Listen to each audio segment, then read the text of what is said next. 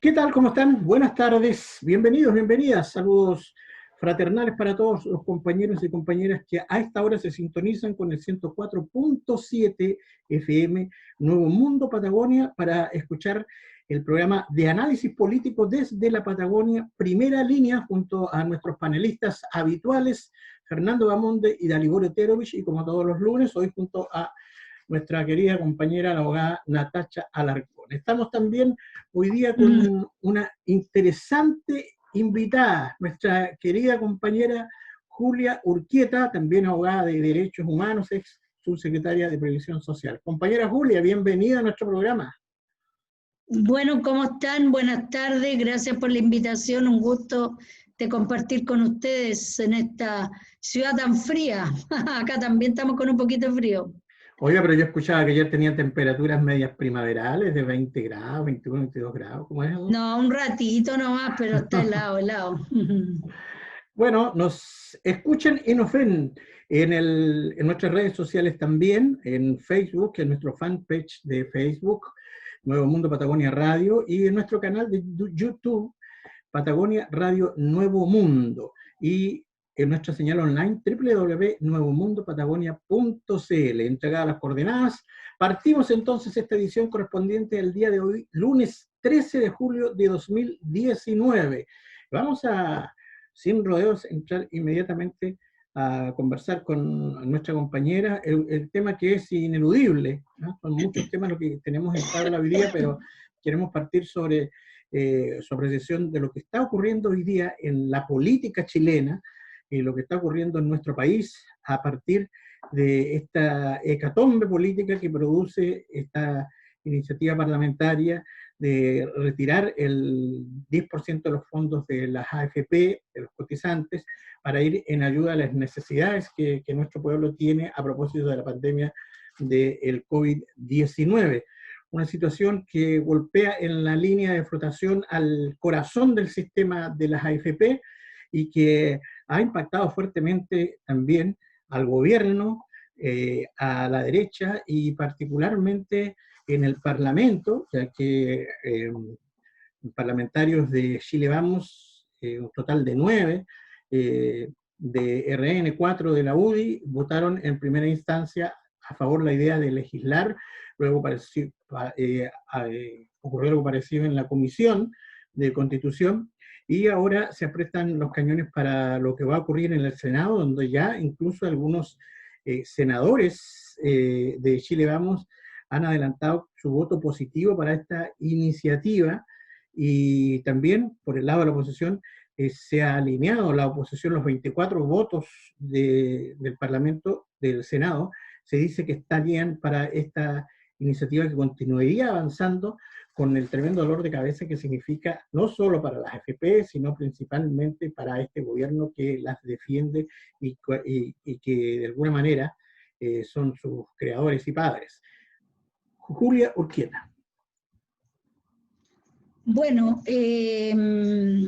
la idea es que yo diría que este ha sido un hecho muy significativo durante esta semana, un hecho, como dijeron varios parlamentarios durante su intervención, histórico porque es primera vez que en nuestro Parlamento se estaba discutiendo sobre un tema tan trascendental, porque si bien no sé, algunos lo dijeron, no todos, está opuesto al centro el tema del término del sistema de AFP, por la vía de solicitar este porcentaje del 10% de los fondos previsionales. Indudablemente es un duro golpe, sobre todo al empresariado y a los dueños del gran capital, porque quienes han disfrutado de estos fondos millonarios durante todos estos años precisamente son ellos.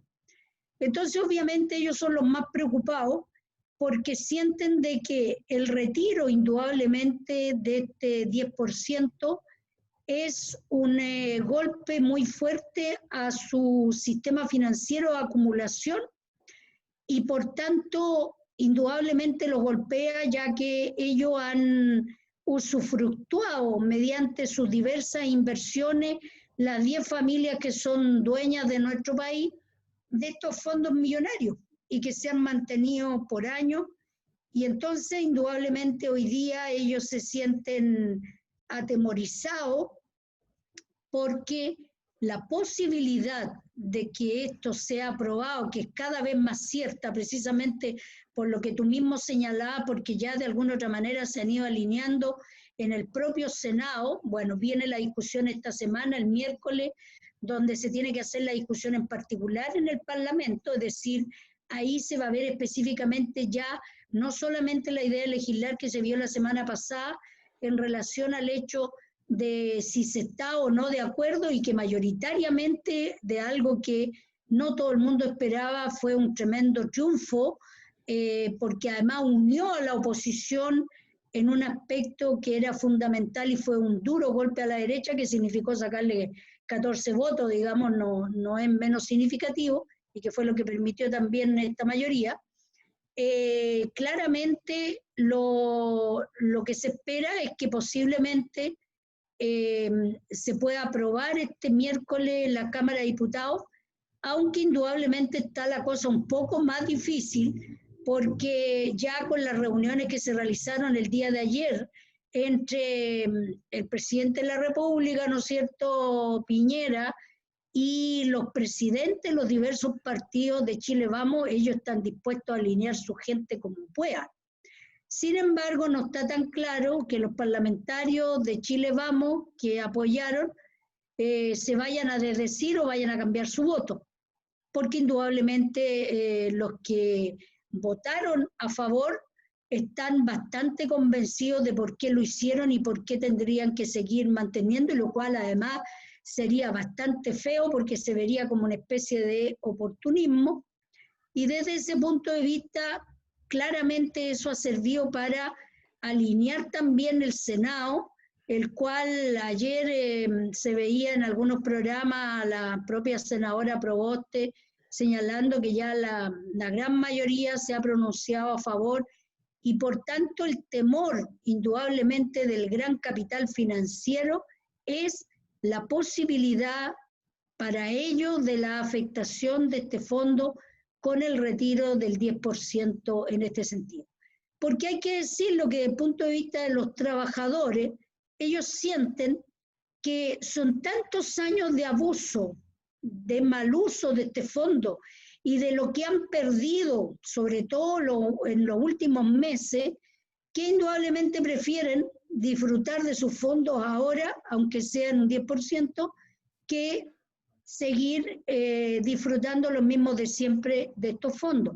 Y no hay que olvidar, porque resulta que aquí se ha tomado como gran discurso de que esto va a afectar el sistema previsional, pero hay que decirlo, y nosotros cuando estuvimos en la subsecretaría lo denunciamos incluso internacionalmente, cuando nos tocó ir en representación de Chile, incluso a México, que se hizo un evento de todos los países latinoamericanos, y la mayoría de los países coincidía, y por algo la situación también en Perú y en otros lados, es de que estos sistemas que se instauraron de capitalización individual no son sistemas previsionales ni son sistemas de seguridad social, son sistemas financieros.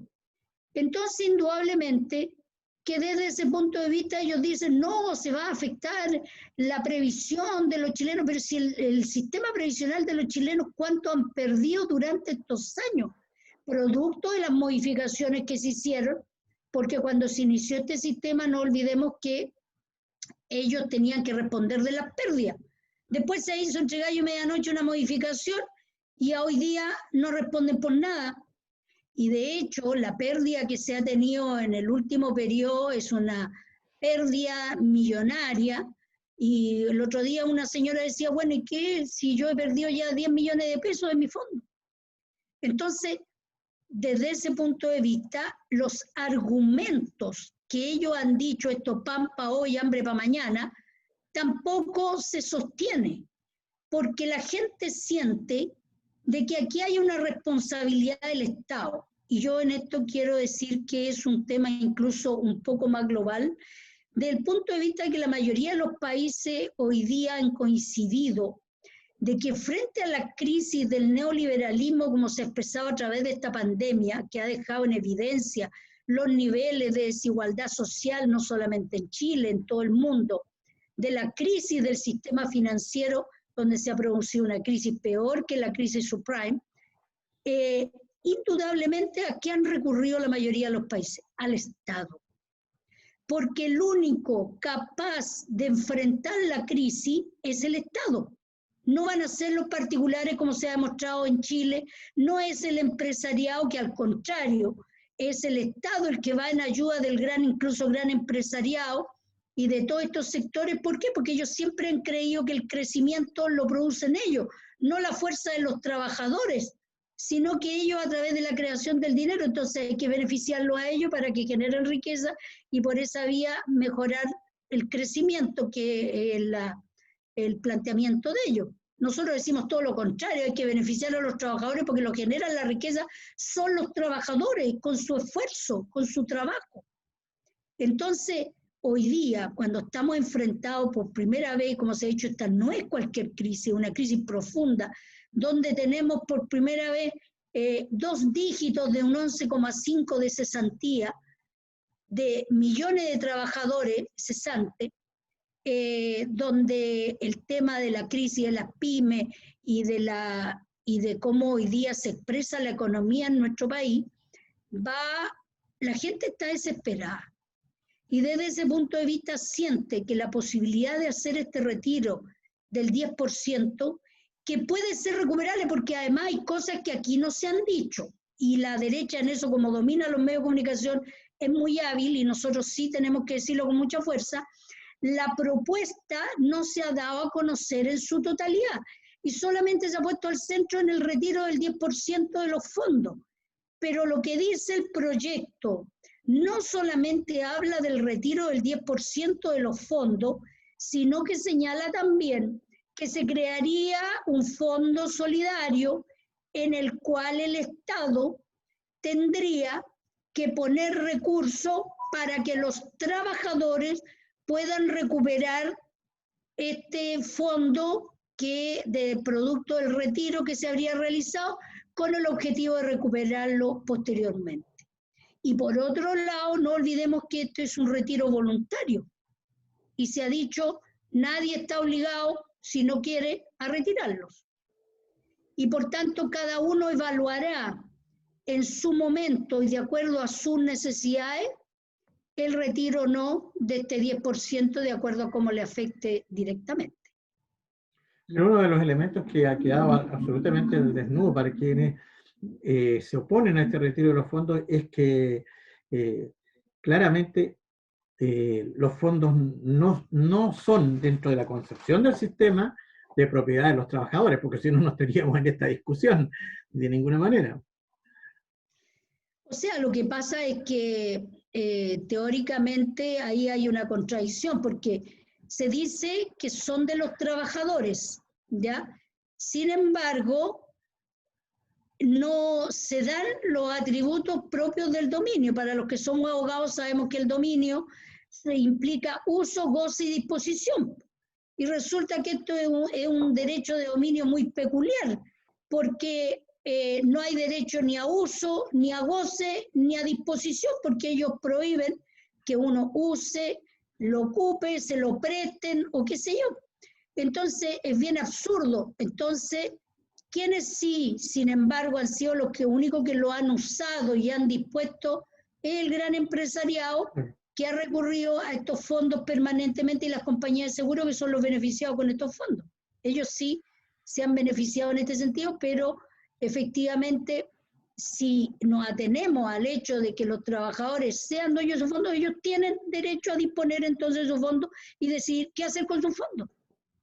Estamos esta tarde en primera línea aquí en la 104.7 FM del Dial Patagónico junto a la abogada Julia Urquieta, y vamos a comenzar la ronda entonces de nuestros panelistas para que entreguen su opinión y hagan su consulta a nuestra invitada. Partimos por Natacha Alarcón. Gracias, Claudia. Saludo a todos los compañeros, a todos los panelistas y en especial a la compañera Julia Urquieta un gusto saludarla y un privilegio también poder estar conversando con usted. Sí, porque una abogada muy reconocida en el tema de derechos humanos, así que un gusto. Compañera, usted bien lo dijo que el sistema de capitalización individual en definitiva se ha discutido y se ha abordado en muchos encuentros, incluso en el que usted asistió, y que dice que esto no es un sistema de fondo de pensiones, un sistema previsional, sino que es un sistema financiero. Entonces eso concuerda un poco con lo que se señaló en su momento en la Comisión Bravo, cuando se hablaba de la legitimidad de este sistema. Entonces, y ahí se hablaba, y me gustaría un poco que se explayara en eso, si todavía sigue siendo esa la propuesta que se da por el Partido Comunista o por los expertos en cuanto a que el sistema que debiese utilizarse debiese ser un sistema mixto, tripartito y solidario, o bien estamos con otra idea. Y por otro lado también, dos preguntas cortas, otra pregunta muy corta, a esta discusión que se está dando del 10%, todavía sabemos le queda camino por recorrer. No solamente se debe votar en el Senado, sino que también en el Tribunal. Probablemente, y lo más probable que lo que acostumbra hacer la derecha es acudir al Tribunal Constitucional cuando no pueden conseguir lo que ellos quieren. Entonces, que nos cuente un poco esta instancia. Yo sé que usted también ha estado en muchas causas en este tribunal, incluso ahora actuales, con la posible destitución del abogado Gutiérrez, el caso de los presos de Punta Peuco que querían acceder a este beneficio de la libertad domiciliaria por el tema de la pandemia, etc. Entonces, que me comente un poco este camino al Tribunal Constitucional y cuál es su opinión al respecto de este órgano supuesto de control, pero que en definitiva sabemos que no solo es de control, de constitucionalidad. Bueno, mira, yo creo que en primer lugar, nosotros cuando fuimos parte del gobierno de la nueva mayoría, efectivamente nosotros en su momento apoyamos la propuesta de un sistema mixto, que significaba principalmente la posibilidad de mantener el sistema de AFP y paralelamente crear lo que se llamaba un fondo solidario, colectivo solidario, que fuera de carácter estatal, que permitiera de esa manera que la gente libremente pudiera optar por un sistema público y de otro carácter para ir superando de alguna otra manera el sistema privado de AFP. Porque hay que decirlo, o sea, cuando se ha dicho que el sistema AFP es un sistema de ahorro forzoso, ¿ya? En la cual principalmente tiene características financieras más que un sistema previsional, porque no protege claramente a los trabajadores frente al riesgo desde toda la perspectiva. Y por otro lado, es un sistema que fue creado con el objetivo de respaldar el sistema neoliberal para tener un verdadero colchón de dinero que le diera sustento al modelo. Eso es, en síntesis, el modelo previsional, lo que se dice previsional que tenemos. Entonces, pero nuestra verdadera propuesta, y que la hemos levantado el último tiempo y que fue parte del debate cuando empezó en este periodo y en el gobierno de Piñera la discusión respecto al nuevo sistema previsional, nosotros hemos dicho que nuestra propuesta es un sistema público, si creemos que los únicos que debieran administrar la seguridad social y los fondos de los trabajadores debería ser el Estado, no a través del sistema de que en un momento se habló mucho de la AFP estatal. No creemos nosotros que ese sea el tema, no es una AFP estatal, porque sería lo mismo con la diferencia que la administra el Estado, nomás sería como una especie de banco-estado, sino que esto se trata de crear, y por eso que en su momento incluso propusimos que fuera el IPS, la institución pública que administrara estos fondos previsionales, porque bueno, yo cuando estuve en la subsecretaría pude efectivamente conocer a fondo esta institución y claramente el IPS tiene hoy día todas las condiciones para poder administrar los fondos de los trabajadores y por esa vía el Estado garantiza que el lucro, el afán de lucro que aquí también está presente por la vía de las comisiones que cobran la AFP en administrar nuestros fondos, ¿ya? El Estado administre y garantice los intereses de los trabajadores y no transforme esto en un negociado como ha sido durante todos estos años. Y en segundo lugar hemos planteado que sea un sistema de reparto. El famoso vilipendiado y no bien nombrado sistema de reparto que todos parece que trapean con él, pero que se ha demostrado en todos los países del mundo que hoy día tienen su sistema sólido, previsional, que sigue siendo el reparto la única manera de resolver este problema entre los jóvenes y los que indudablemente van pasando al sector pasivo y que es lo que permite la interacción intrageneracional e intergeneracional, lo que permite que el sistema previsional sea un sistema sólido en el cual hemos dicho tiene que ser tripartito. ¿Qué significa? Que haya un aporte del Estado, porque indudablemente aquí se eliminó el aporte del Estado y después, bueno, vino todo lo que significó el sistema que creó la presidenta Bachelet, ¿no es cierto?, la pensión básica solidaria. Los empleadores, que ha sido y que históricamente también siempre aportaron al sistema y que tienen que aportar, porque son parte del proceso productivo. Y por otro lado los trabajadores, por eso que decimos un sistema tripartito, ¿ya?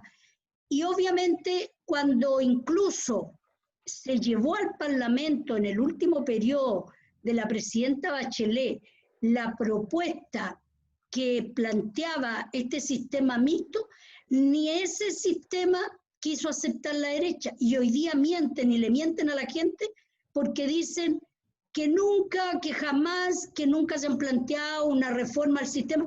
Si ellos rechazaron la reforma constitucional que pretendía cambiar el sistema previsional en el último periodo de la presidenta Bachelet. Y de ahí en adelante, cuando se empezó a discutir bajo el gobierno, al principio del gobierno de Piñera, el tema de la reforma previsional, ¿qué es lo que están planteando ellos nuevamente? Más de lo mismo, más de lo mismo.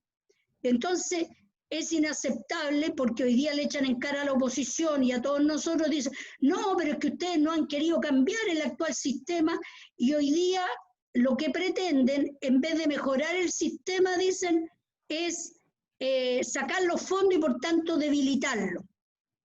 Pero ellos en ningún caso hoy día están planteando un fortalecimiento del sistema. Si la última propuesta de Piñera fue rechazada tanto en el Senado, en la Cámara de Diputados, porque era insostenible y no mejoraba el sistema, solamente un sector. Y aquí se habla de la pensión básica solidaria. Los únicos indudablemente que han sido mejorados son de la pensión básica solidaria, pero ¿cuánto ha sido? 10.000 pesos. Claro, para una familia modesta indudablemente 10.000 pesos es necesario también, pero eso tienen que decirlo en la verdad a la gente desde ese punto de vista, porque engañan permanentemente señalando de que por esa vía, y que la otra característica que tiene el sistema que proponemos que sea solidario. ¿Y por qué solidario? Porque indudablemente aquí tiene que haber un papel del Estado en este fondo colectivo, ¿ya?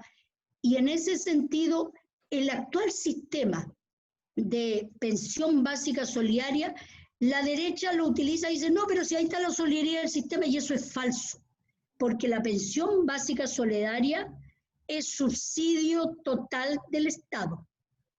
Y resulta que si uno ve la torta en general del sistema, más del 50% del sistema previsional es financiado por el Estado. Lo que se lleva en la Fuerza Armada, que aquí es intocable, y pocos dicen indudablemente que las Fuerzas Armadas siguen siendo privilegiadas porque tienen un sistema previsional que nadie les ha tocado y donde tienen unas pensiones que no tiene ningún chileno. Entonces, y por otro lado, ¿no es cierto?, indudablemente la pensión básica solidaria fue no para resolver un tema previsional del pueblo, de los trabajadores.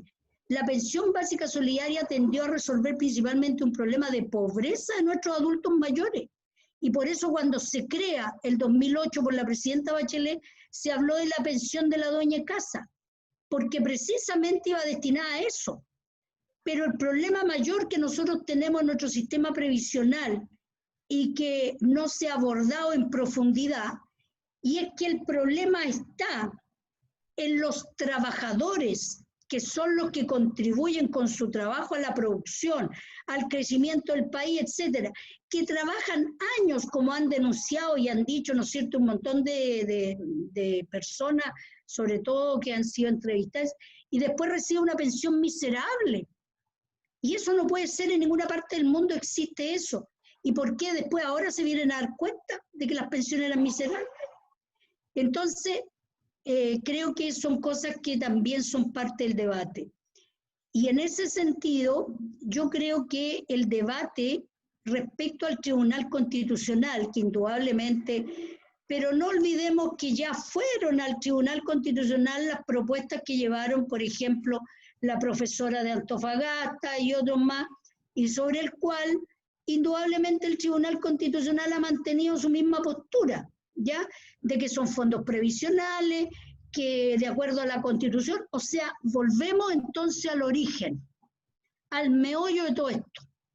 La necesidad ineludible, y eso lo tienen que tener claro todos los chilenos, de que tenemos que cambiar la actual Constitución. Ese es hoy día el principal escollo para producir un cambio profundo en nuestro país que supere el actual modelo neoliberal y que permita un país de mayor igualdad social. Porque indudablemente, como pretenden indudablemente terminar en el tema en el Tribunal Constitucional,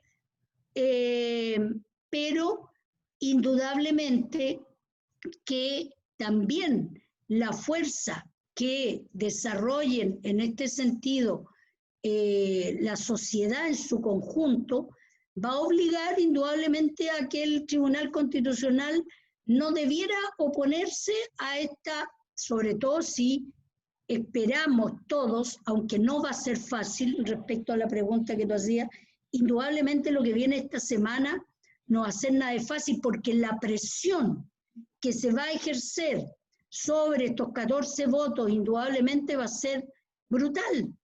Y no solamente en este sentido, sino hacia los diversos sectores para tratar de impedir que esta reforma se pueda aprobar en ese sentido.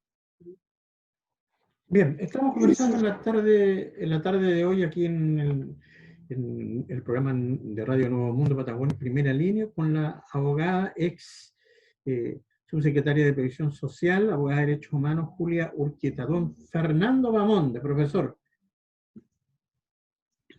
Por favor.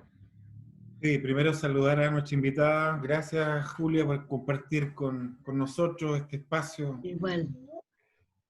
Y bueno, dos cosas. Primero, en primera instancia, hay acuerdo unánime en la oposición respecto a este proyecto de ley. No lo va a haber, sin duda, y va a ser un espacio de disputa respecto a una propuesta de un nuevo sistema de fondos de pensiones para nuestro país. Pero lo que parece insólito acá, este rompimiento, ruptura que ha vivido la derecha de un sistema de fondos de pensiones que ha defendido a sangre y fuego. ¿Cómo explicas este comportamiento en la derecha? ¿Por qué están estos votos? Que hace 6 meses parecía insólito que la derecha estuviera alineándose con una iniciativa de esta naturaleza. Y segundo, la estructura laboral de Chile, que es desigual, y con este sistema de fondo de pensiones genera una doble carga para los trabajadores y trabajadoras en Chile. Parece pertinente también al momento de abordar un nuevo sistema de fondo de pensiones y de derechos sociales y de seguridad nacional, reestructurar precisamente las formas de trabajo que existen en nuestro país. Quería preguntarte respecto a eso, ¿cómo se equilibra una estructura laboral como la que tenemos hoy día para pasar a otra con un sistema de pensiones que sea distinto?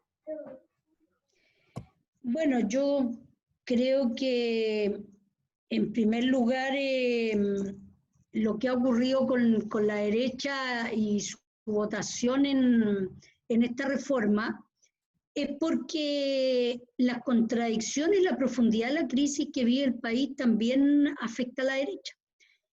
Y como ellos han dicho, y lo ha dicho la presidenta de la UDI, sobre todo ellos, que también ha permeado, dicen, a la derecha el populismo, como una forma de explicarse por qué estos sectores, tanto de Renovación Nacional como de la UDI, se inclinaron a favor de esta reforma. La verdad es que este no es un problema de populismo, es un problema, y es cuestión de que escuchar, por ejemplo, a la Erika Olivera. Yo cuando escuché a la Erika Olivera, dije yo, no parecía, como decía un compañero, le iba a ofrecer un carné porque realmente su intervención no parecía una persona derecha. ¿Y por qué?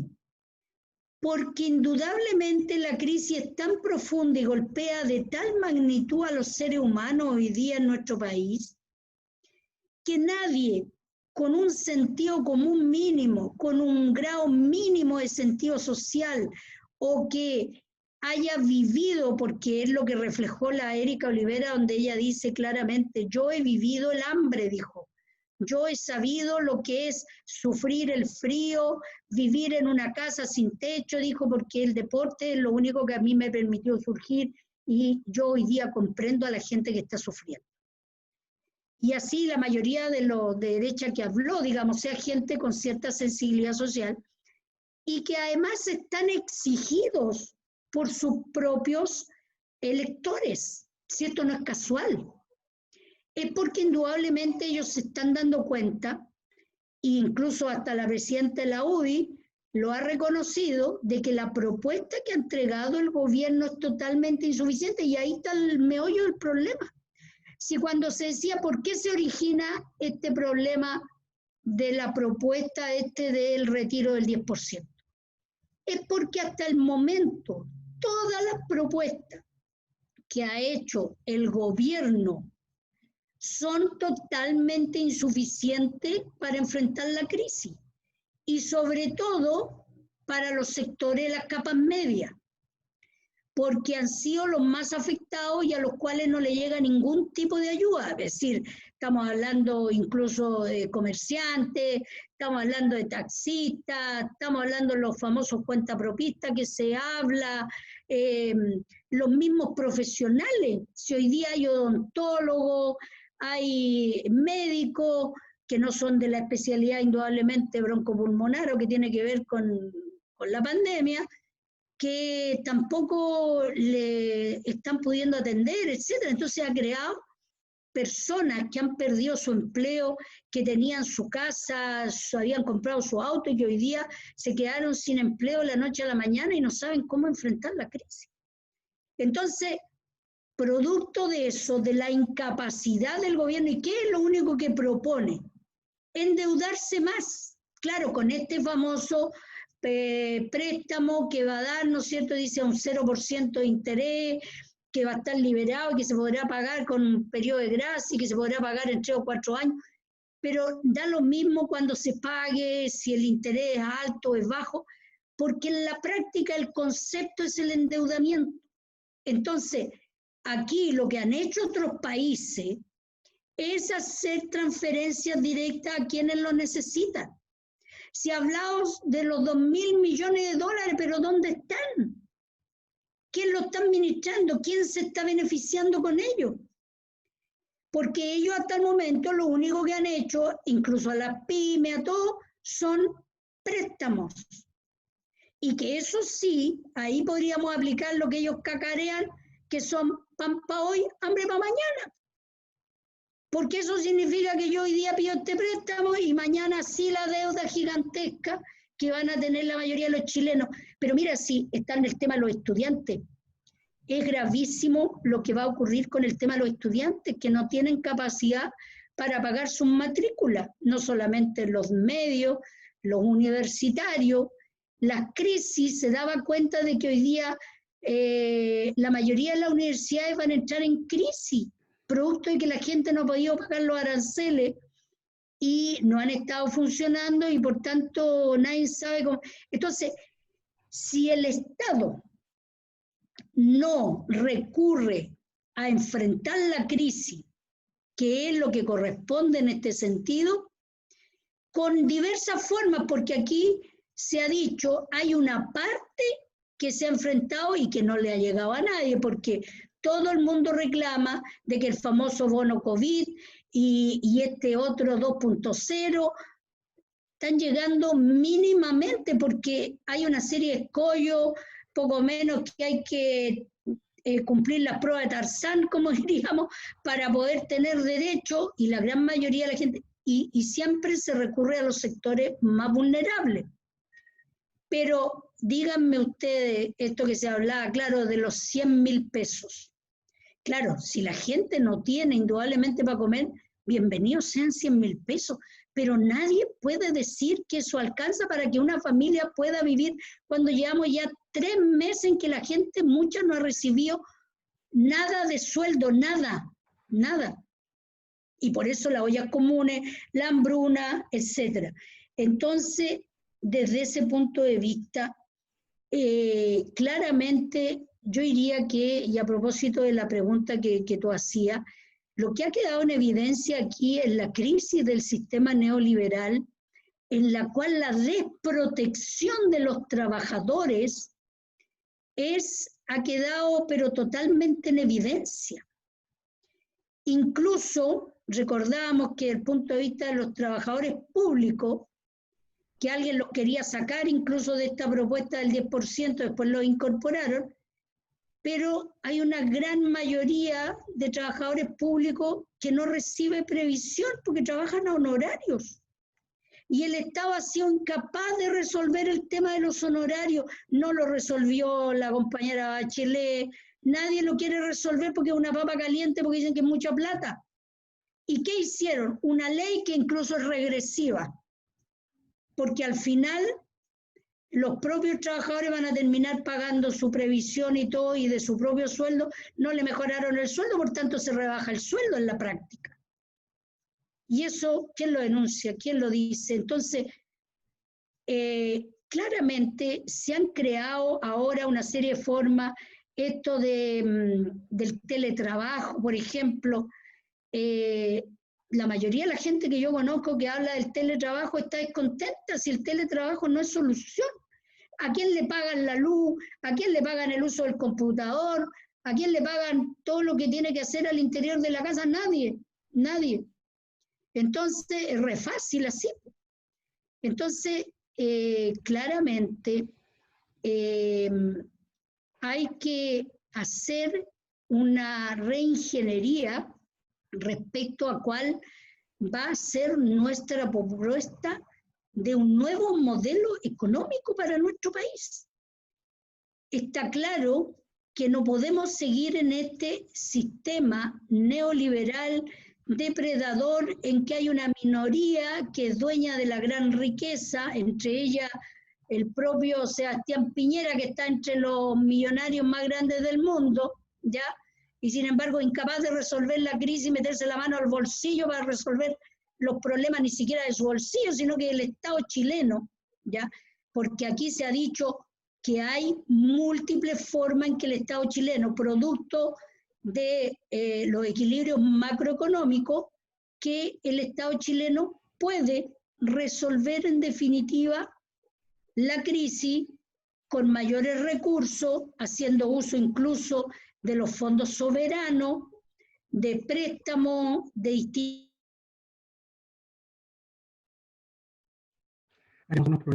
maneras. No es efectivo que no existan recursos o que el Estado chileno no pueda resolver la crisis con los recursos que hoy día tiene.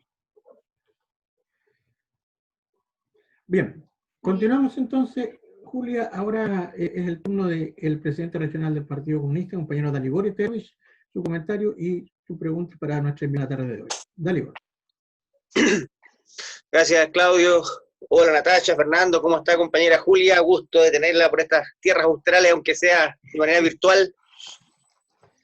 Ayer nos estuvimos viendo un rato en una reunión por ahí también, harta pega estos días. Sí, así es.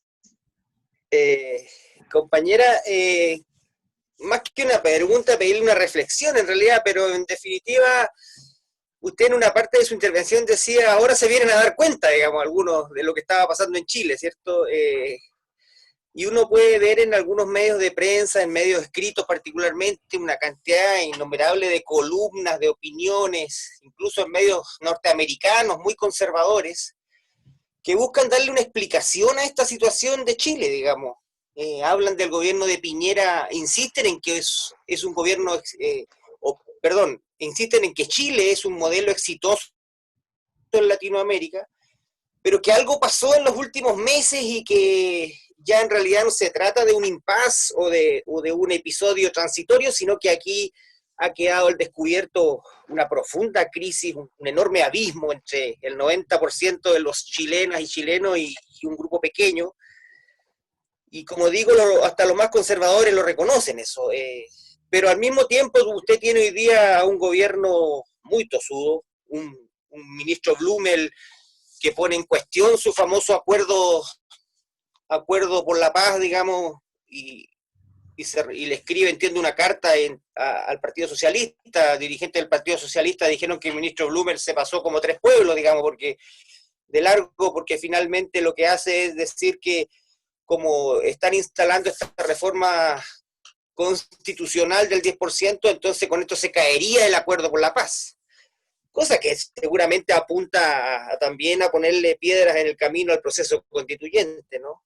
Por otro lado, el ministro Briones le hace un llamado telefónico al presidente de la ANEF, lo amenaza y le dice que como ellos han puesto una querella en contra del presidente de la República, en contra del ex ministro Mañalich, se terminan las conversaciones y eso significa que no hay ningún tipo de conversación respecto de lo que venga a fin de año, ¿cierto? Temas presupuestarios, reajustes y cosas por el estilo. Entonces, están dando señales claras en el gobierno de que están muy duros. El dirigente de los empresarios, Sutil, también hace una tremenda defensa en estos días de su gremio y punto. No le importa nada más que su gremio, el empresariado. Las propias AFP le dicen al Poder Legislativo lo que tienen que hacer, digamos, hoy día, y le escriben cartas, cosa que habían hecho antes ya. Todo eso que ocurre en estos días también tiene un prólogo, porque el pueblo de Chile hoy día entiende que aquí la culpa no es solo de Pinochet, ni de José Piñera y de Guzmán. Aquí hubo un proceso de modificaciones y de reforma al sistema de AFP desde el 90 en adelante. Fue en el periodo de la concertación cuando se elimina esta cláusula que obligaba a las AFP a no tener pérdidas o a no traspasar las pérdidas a los afiliados. Las pérdidas antes de eso las asumía las AFP con su patrimonio, así estaban diseñadas las AFP. Pero es la concertación la que establece el cambio para que entonces las pérdidas se traspasen. Es la concertación la que inventa este sistema de fondos que A, B, C, D, cuando en realidad existía un solo fondo que en promedio rentaba 12%, era el equivalente al fondo C. En fin, hoy día la comunidad tiene mucho más información, entonces también entiende que aquí toda la culpa no es solo de Pinochet, como digo. Entonces, ¿cuál sería su reflexión respecto de todo esto que le comento? Porque finalmente usted pertenece al partido igual que yo de los 108 años, y nosotros no tenemos ningún problema en decir que hemos estado desde el día de todo lo que fue este modelo y cómo se instaló, desde el día que se promulga la Constitución de Pinochet. Yo no tengo, y esto lo digo yo, digamos, no tengo ningún empacho en decir que el Partido Comunista es parte de la paternidad y de la maternidad del movimiento social que hoy día existe, porque yo lo siento así. Con la historia que usted tiene, compañera, en nuestro partido, con todos los antecedentes que usted maneja, ¿cuál es su reflexión hoy día más política, más profunda de todo esto? Creo que indudablemente lo que estamos viviendo, indudablemente que la pandemia nadie la buscó, no hubiéramos querido, pero nosotros vivíamos o veníamos en un proceso de crisis profunda del modelo económico ya desde antes que se diera, digamos, la situación de la pandemia, y que indudablemente tuvo su momento más álgido en lo que se ha denominado el estallido social del 18 de octubre, ¿no es cierto?, del año pasado. Que increíblemente, a pesar de que parece que muchos ahí abrieron los ojos, ¿ah?, y recién descubrieron el país que tenían, parece que todos vivían, no sé, en una burbuja, a propósito de que estuvo de moda en su momento esto de hablar de la burbuja, pero parece que había muchos chilenos que vivían en la burbuja, no se habían dado cuenta del país que tenían. Porque cuando vino el estallido social, muchos dijeron, bueno, ahora la desigualdad social, pero esta era una situación que se veía venir de hace mucho tiempo. Y de hecho, si nosotros nos remontamos, yo en eso concuerdo plenamente con lo que tú señalas, en el sentido de que los que luchamos contra la dictadura y que indudablemente estuvimos en contra de las principales transformaciones que hizo a nuestro país Pinochet, lamentablemente también fuimos opositores en su momento al gobierno de la Concertación. Y en eso yo levanto con mucha fuerza la figura de Gladys, porque Gladys en los momentos más difíciles mantuvo una postura de opositora a los gobiernos de la Concertación.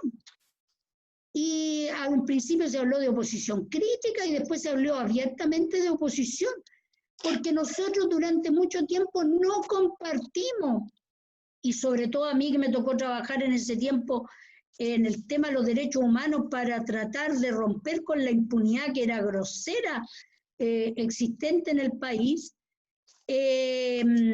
denunció todos estos conciliábulos, todo este maridaje en lo que se denominó la política de los acuerdos. No olvidemos, la política de los acuerdos es la que nos llevó a la crisis que quedó en evidencia el 18 de octubre del año pasado.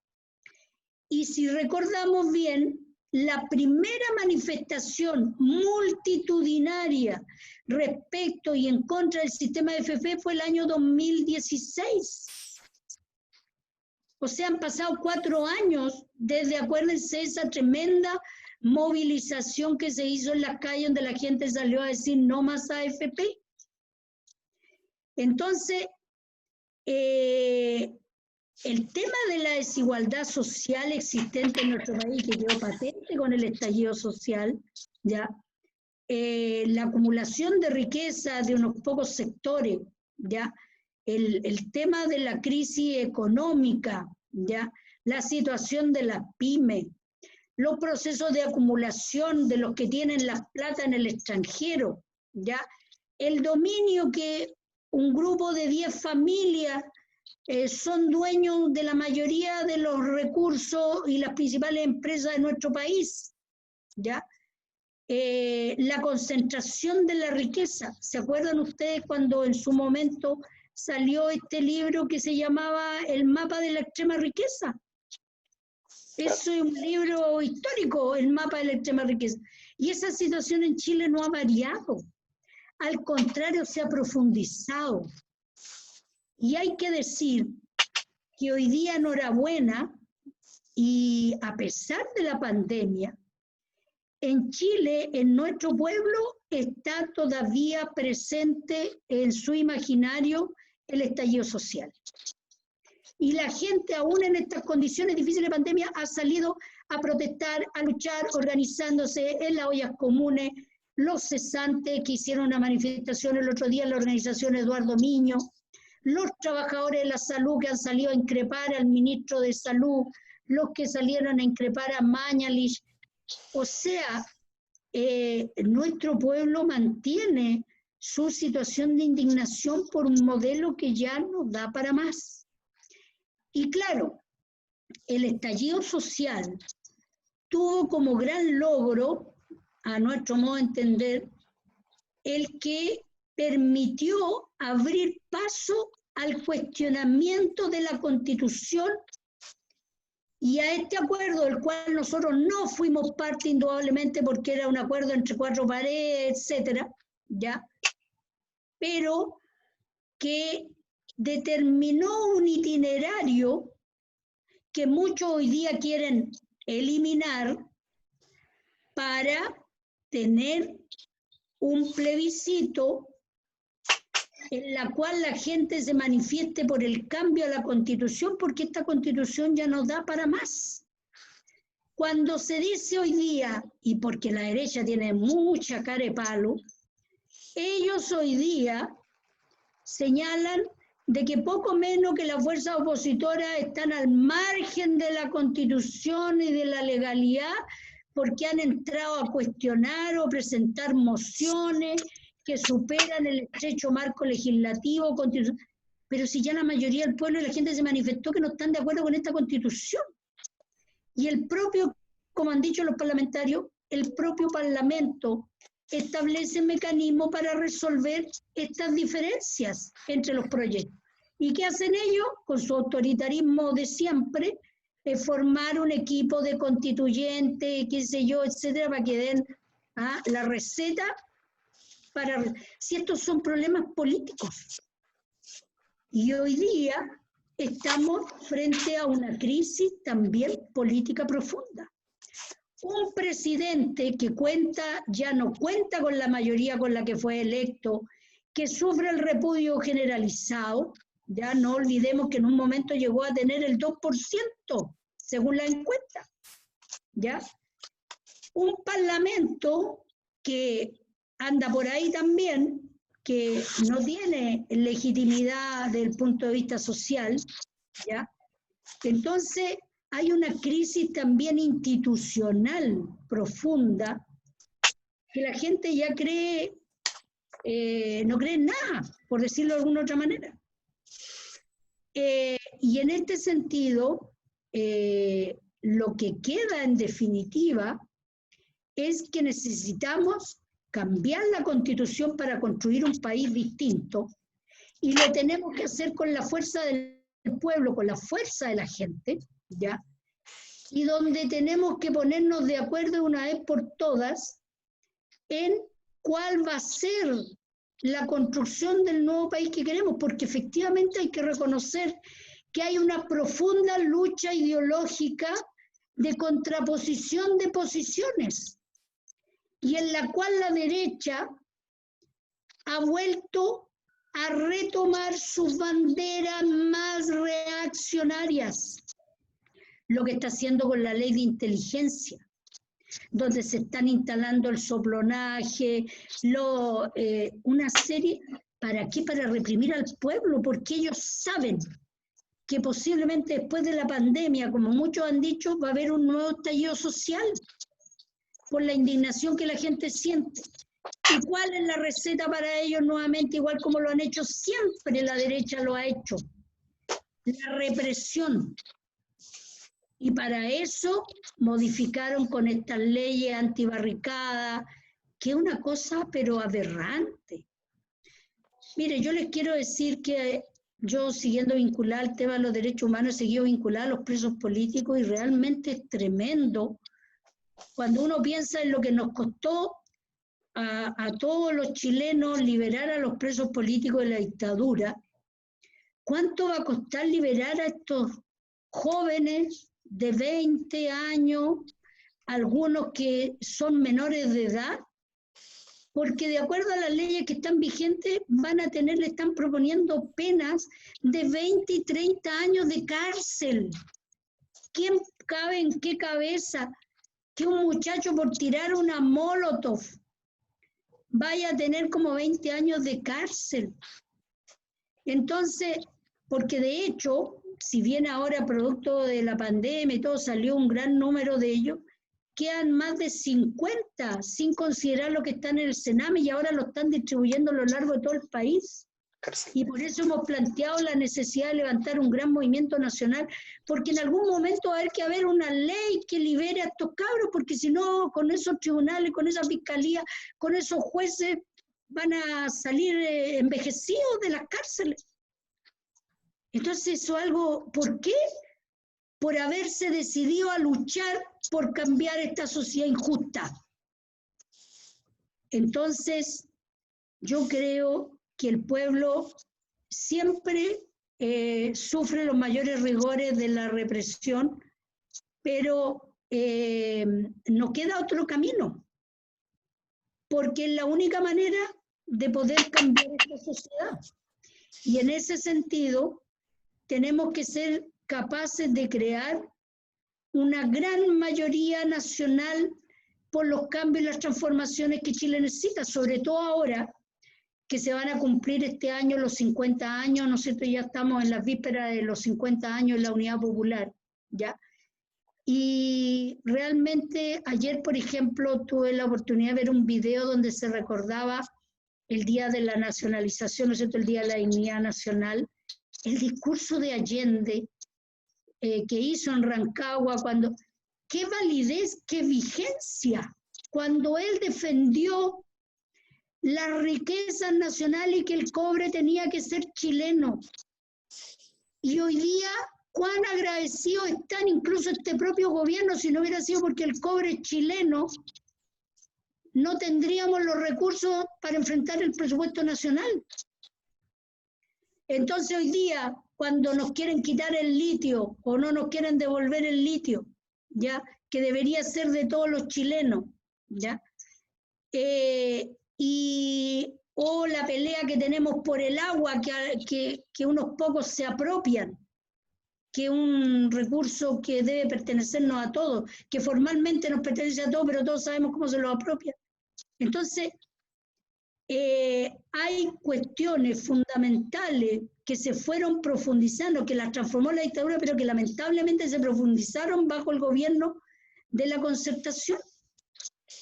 Y ayer unos comentaban y decían, qué curioso, porque muchos se avergüenzan de lo que hicieron durante todos estos años. Claro, porque hoy día, a esta altura, tenemos que empezar por deshacer lo que se hizo en un marco democrático, lo que nunca debió haber ocurrido. ¿Y por qué? Porque lamentablemente la Concertación se cerró a las posibilidades de los cambios democráticos que Chile estaba exigiendo. Y con su famosa política de los acuerdos y de los consensos con la derecha, llegó a acuerdo en que binominalizó toda la sociedad chilena.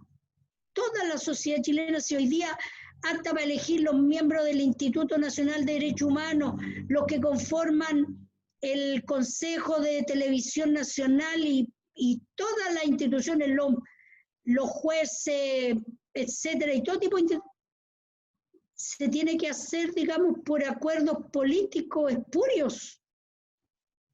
Entonces, el cambio que hay que hacer es muy profundo a la sociedad chilena y que la mayoría de los chilenos ya ha observado, y por eso que tenemos que garantizar que se haga el plebiscito, porque hay muchos que hoy día ya están apostando a que por diversos motivos no se realice este plebiscito.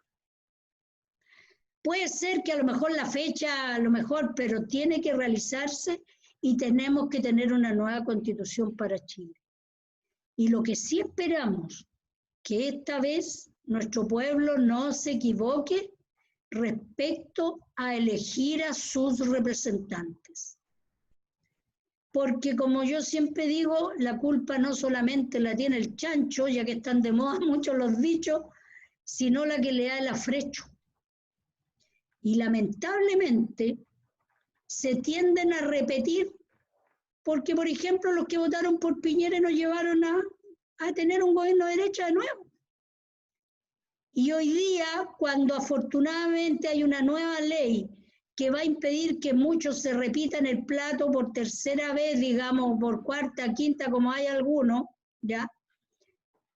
Indudablemente que el pueblo pueda elegir por quienes representan realmente sus intereses.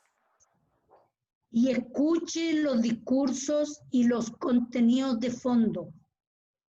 Y para eso van a haber una serie de elecciones próximamente en nuestro país, ¿no es cierto? Sabemos de concejales, de alcaldes, de gobernadores, los constituyentes, etc. Y eso indudablemente deben hacerse en el marco de comprometerse con los cambios profundos que Chile necesita, y ojalá no se repitan los mismos de siempre, que son los mismos que nos engañan en el Parlamento, que cuando llega el momento de votar se dan vuelta a la espalda y terminan votando con la derecha o terminan rechazando en definitiva los intereses del pueblo en este sentido. Y ahora, bueno, la gente ahora ha aprendido, incluso los va individualizando.